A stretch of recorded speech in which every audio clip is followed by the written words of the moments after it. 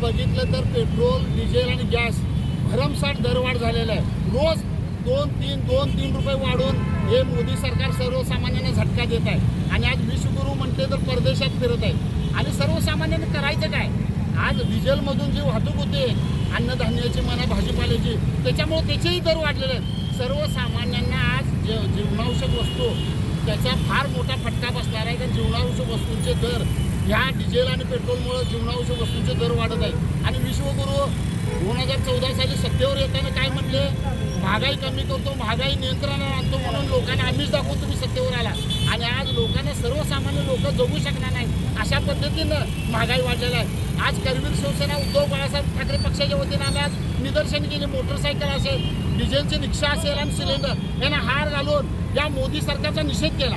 आता तर मोदी सरकार सुधारतंय काय आणि आता तर त्यांचं डोकं ठिकाणावर येते काय बघण्यासाठी आम्ही आज रस्ता रोको केला. आगामी काळामध्ये काय भूमिका असणार आहे?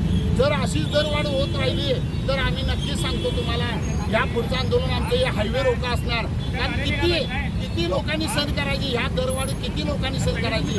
आज पगारात वाढ व्हाय नाही आणि दरवेळी पेट्रोल, डिझेल, गॅसचे दर वाढायला लागल्यात. आणि पगार म्हटलं तर लोकांना, सामान्य लोकांना तेवढंच आहे. हे मोठ्या श्रीमंतांचं सरकार आहे हे अनेकदा सिद्ध झालं. उभाटा गटाचे असे की कार्यकर्ते आज या ठिकाणी उपस्थित आहेत, काय सांगा? आज सामान्य लोक सुद्धा आहेत. कारण लोकांना राग आहे, त्या सरकारच्या विरोधात लोकांना राग आहे.